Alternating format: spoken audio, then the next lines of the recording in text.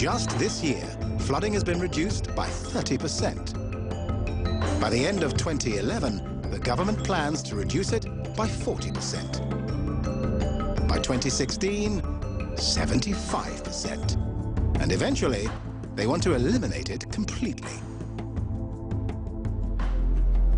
But for some, the floods have already become a distant memory. Sri Kusrini lives in East Jakarta. Just last year, Mrs. Kusrini was a victim of the floods.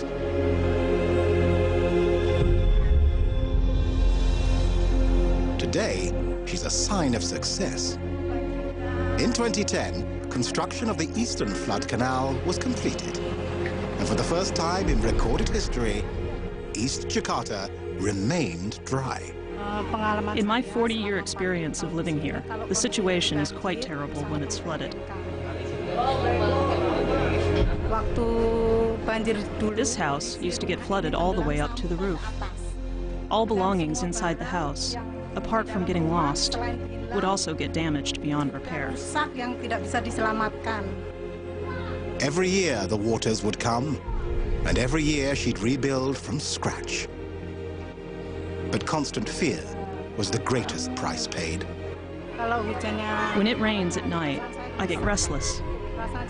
I get restless out of fear a flood would come in the middle of the night. But no longer.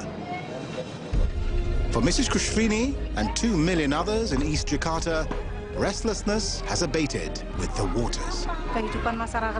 Thankfully, ever since they built the Eastern Flood Canal, the community here has experienced no floods. The children have been able to play in a fun and safe environment. For some of us elders, the walk along the Eastern Flood Canal has been pleasant. The rest areas are also enjoyable. It's not only enjoyable, but also a blessing to have a flood-free living area.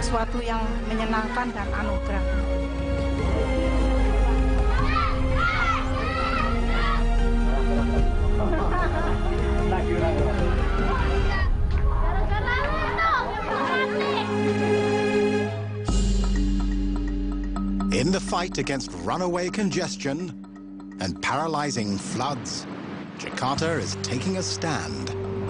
Public transportation is improving. The road network is expanding.